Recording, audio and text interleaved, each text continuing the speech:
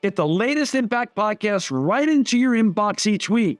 Subscribe by entering your email address at impactpodcast.com to make sure you never miss an interview.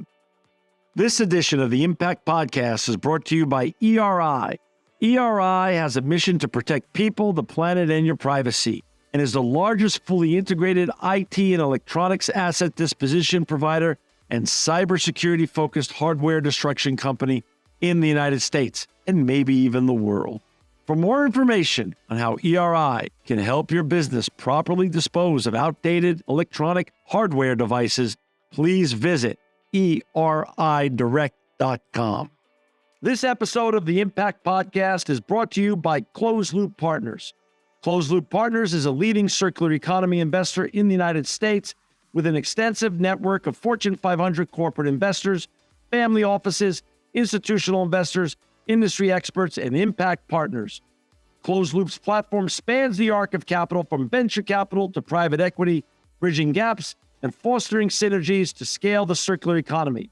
To find Closed Loop Partners, please go to www.closedlooppartners.com.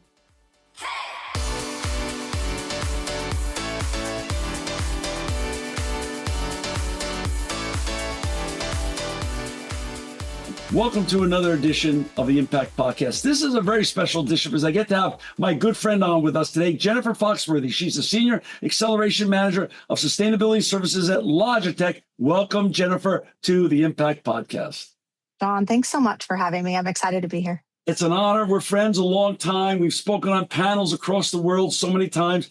And this is going to be just another delightful conversation that we get to have. But again, we have people listening today to our conversation, a much bigger audience than one of our typical audiences at any number of the conferences that we get to speak at. Talk a little bit about, Jen, before we get going into the great brand of Logitech, and just for I'm going to be honest in terms of advertising. Logitech's a very great client of ERI's and been a long time, and we're very proud to have Logitech on the show today with Jennifer. Jennifer, talk a little bit about yourself. Where did you grow up and get on this very important and impactful journey in sustainability that you've been on? Well, I will tell you that it happened on accident, but so I was born, it really did. I was born and raised in Reno, Nevada. My dad was a sales guy. So of course, you move around a little bit. We ended up moving to Northern California, lived in the East Bay. And, my first big girl job, if you will, I ended up joining a software company doing software sales. Oh. And it was someone I was working with was like, hey, you'd be really good at this. And I thought, well, okay, we'll give it a shot. So all of a sudden I'm working in software. But it just was, I don't know, all of a sudden I realized I loved technology. I loved it, it kind of resonated. I loved the technical aspects of the software sale and how it helped an enterprise. At that point, I moved my young family back to Reno, at which point I joined a company called PC Doctor. If you might be familiar, they are a long-standing hardware diagnostic company. I was actually with them for 15 years. Wow. But that is truly where I started in, I'll just call it reverse logistics, right? Which of course morphs into sustainability. But it was, diagnostics it's the core of everything related to technology from a repair perspective, repair operations, refurbishment operations, parts harvesting, so on and so forth, right? Diagnostics are really at the core. So, and I got to solution a lot. So it was just a really good fit. Started getting into compliance. Of course, I'm sure ERI does this all the time as we talk about like drive erase solution, data sanitization and the importance of compliance. Yeah. But I actually drove a solution with PC Doctor for a compliant data sanitization solution for Dell. Which ultimately is how I ended up in the great state of Texas. Instead of traveling to Texas all the time to support my customer, I moved there. So I ended up in Austin, actually in Round Rock, technically, and continued working at PC Doctor for a number of years. And then in and around, we'll say 2019, 2020, it kind of felt like I hit a ceiling and needed a change. Interestingly, I joined the Reverse Logistics Association. I actually ran their business development alongside my good friend, Tony Shirota. Right. It was so fun. And I got to really engage with the same people I was working with from a 3PL perspective, supporting Dell. But then I'm working with all these other companies that were also members of the association. And then COVID hit. So that was hard, right? Especially in the association world.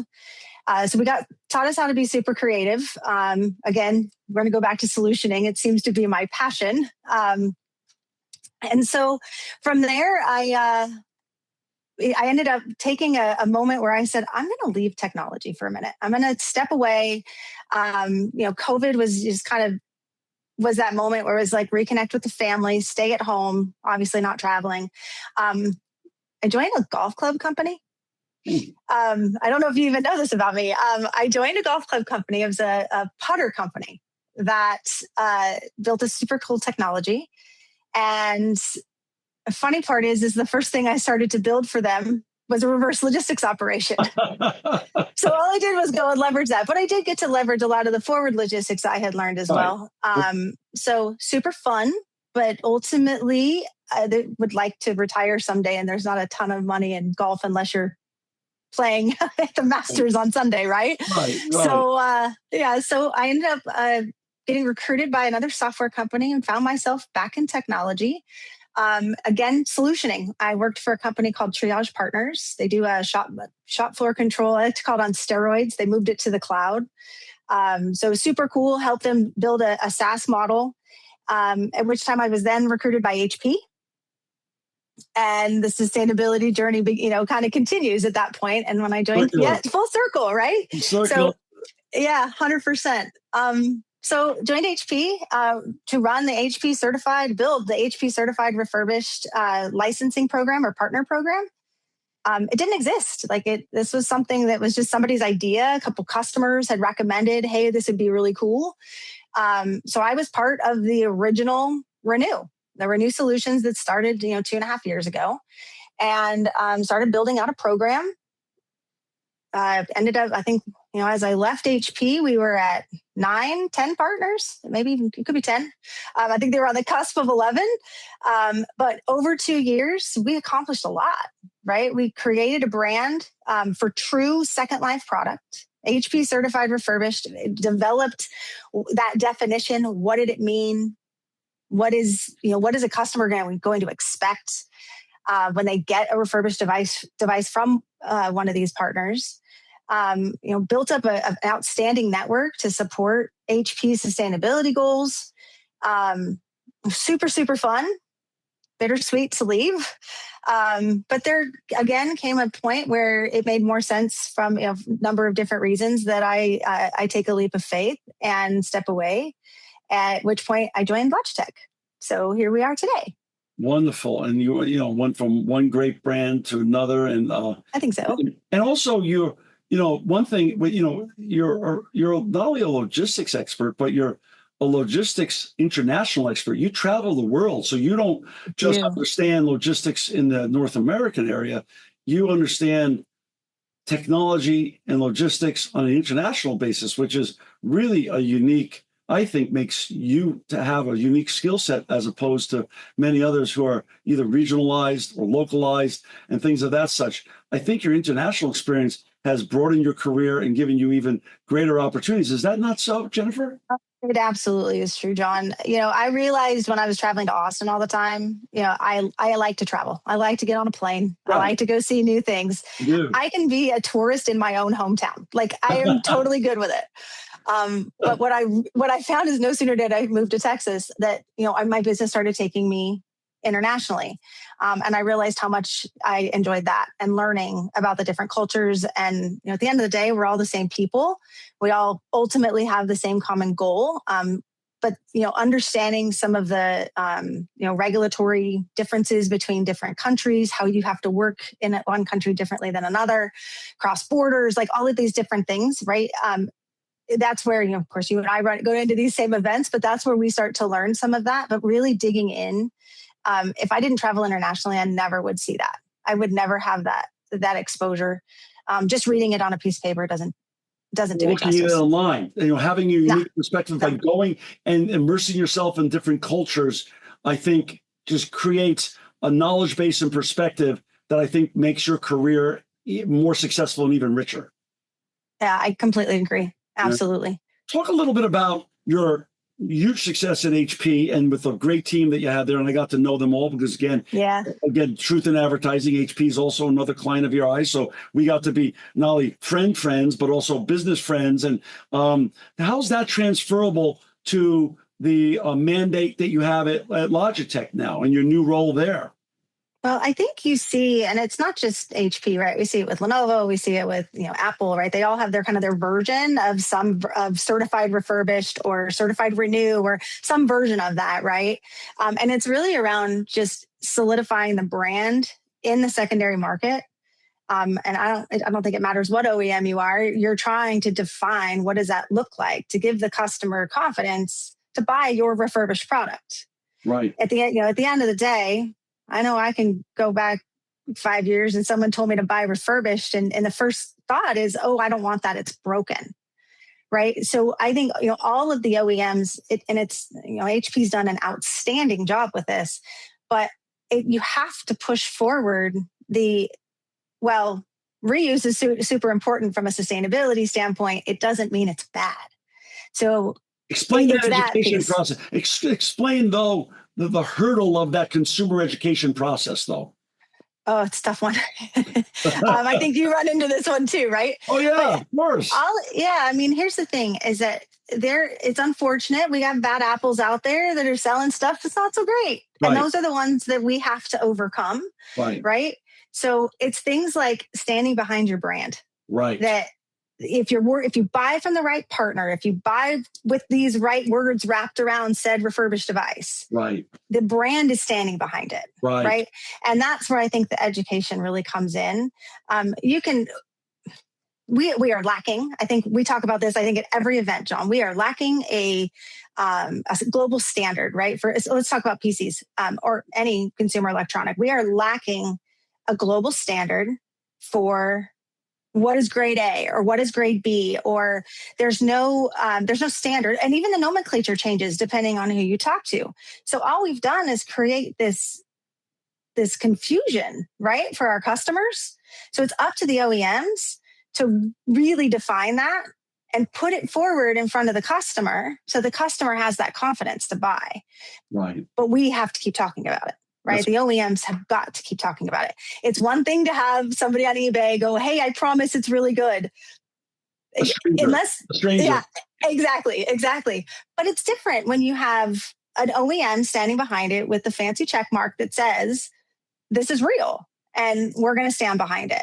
So, and I think learning as I watched what we did at HP and then now going and of course it's a little bit different, right? We have a different commodity set at Logitech, of course, right? But the underlying concept is the same. It's still defining what is grade A, what is acceptable by the customer, and also, frankly, acceptable by the brand, that the brand will stand behind, and then selecting the right partners across the globe to deliver that for you. Right. Talk a little bit about, you talked about your career and how it grew over all these years in technology and sales and reverse logistics and then international as well. Is there a pivotal moment that you can look back on now in retrospect and say, this was a great learning opportunity that taught me how to be a better leader in innovation and sustainability? Yeah. When we were rolling out diagnostics on site at Dell's repair operations, we're walking into a third party. We're not Dell, right? We're their vendor. We're their supplier. Right. But we had to walk in like, no. We are Dell. We're Dell's trusted partner here. You're their ambassadors.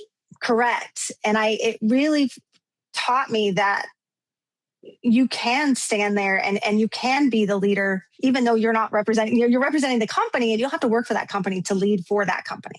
Right. That was a big one for me. And then the other one was taking ownership of our mistakes along the way. Explain, give an example. It's software. Okay. It's going to break. There's going to be a problem. Right. So when a problem would come up, it's like, okay, this is a challenge. This didn't work the way we expected. Owning it. This is how we're going to, all it is own it. 100%. No. For our listeners and viewers who've just joined us, we've got Jennifer Foxworthy with us today. She's a Senior Acceleration Manager of Sustainability Services at Logitech. To find Jennifer and her wonderful colleagues at Logitech, please go to www.logitech.com. Jennifer, talk a little bit about inside the closed doors of these great organizations you work within or represented. You represented Dell. You work within HP. Now you're working within Logitech. How does it work in terms of shifting, their mindsets towards, in terms of sustainability and now more recently even circular economy behavior? Well, I think the big one for me is to reiterate with all of them, right, is that it can't be an initiative anymore. Right. It's not an initiative. It has to be the norm. We have to operate every single day with the mindset of these things matter and we have to invest in them, because if we don't, you're going to lose the traction, right? Your customers aren't going to follow suit. So I think that's a big piece for me. No longer a want, it's now a need. It's now a need. You have to, right? And I think too, if you look at commodity shortages, challenges in, we're starting to see those challenges in the forward side, right? In manufacturing. Well, it's a little reminiscent of COVID, as much as I don't want to bring that up again, but sure. It really did create this dynamic where you have to learn to trust your OEMs to deliver what you need as a customer, even if it's not brand new. That they are taking the time and the effort to test and qualify and validate before they put it in front of you. Some of that's trust, right? But that's that customer relationship. But I think that all of us brands, I think we've done a really good job of building that, right? Building that trust with our customers. Sustainability and circularity now, so as you say, is no longer a want, but a need. So in other words, it's material now to the core mission of any great technology brand. Absolutely. 100%. What, now that you're at Logitech, what do you foresee as the next years ahead? You've been in technology for many years, much of your career. What's the future hold, and what are you looking to achieve in the first 24 or 30 months at Logitech as you build now from the ground up once again? Yeah, so scale, of course, but I think what we will see is, and I actually would be interested in your thoughts on this as well, John, is that ITAD, like the IT asset disposition motion, right? We used to have to explain it to a customer. Yeah. And now it's common, right? It's common vernacular that they say, oh, no, I don't just need to get rid of my stuff. I'm going to go call an ITAD company because I need to do this, 100%. Right? Because I need to. So that, I think over the next, couple of years, I think we will only continue to see that grow, that understanding of what ITAD can mean. But it's not just what it can mean, but the value that a customer can get out of selling their hardware back to an ITAD and what they can do with that, right? So turning that into new Logitech hardware, right? So, but a lot of times they didn't realize there were value. There's so many times there's programs built around, well, if you're done with this, we're just going to go recycle it. So basically, that's changing. What you've become an expert at, though, is taking what were symmetrical brands before, these wonderful technology brands, no matter who it is. It could have been like Dell. These are classic, iconic brands, Dell and HP. Now Logitech, which is a relatively newer brand compared to Dell and HP. And they had a symmetric relationship. They made cool technology. They sold it to their clients. Now it's a new asymmetric relationship. Correct. And which now it's circular. It's reuse as well as just direct selling. And there's also a component that arguably makes this client even stickier, the constituents and the buyers stickier to your brand, because now you have different ways to service them. Brand new, exactly, or new, but backed up by the company, which is as good as new. 100%. And if you look, all of us, all companies like this, we were all really good at making new stuff. Right. And we're really good at selling new stuff. Right. So it's the learning curve, right? And that takes time. So Right. 24 months, right? You're going to have some scale, but you're going to have a learning curve around what is it that your customers need to hear from you to understand the value. How do you quantify the value, right? Those things it doesn't just happen overnight. You have to build that. You have to build that into your offer. So I think you're spot on, John. That's great. There's a lot of young people in the next generation, Jen, that want to be you. And I say that only with kindness and affection, in that they see a woman like you with this fantastic career that you've built, over time and grown over time, but in size and scope and reach. And you not only get to make a nice living to pay the bills, which we all need to do with no shame whatsoever. We all need to do that. But you also get to make an impact. You get to make the world a better place. What advice, looking back now, can you give to our young listeners who are in high school or just going into college or just going into grad school or just getting out of grad school and want to follow in your footsteps? They want to make a living, but also at the same time, make a difference. My first piece of advice, take no prisoners. I like it. Don't accept no. Great. The number of times that I heard no and then turned around and said, really? Watch this. Treat no as a motivator to go achieve it, right? Whatever that looks like for you. That's a big one for me. Especially as you're building brand new programs inside giant companies, right? Giant companies don't move quickly. And yet we're trying to move fast to accomplish something new. You have to push back. You have to challenge the status quo.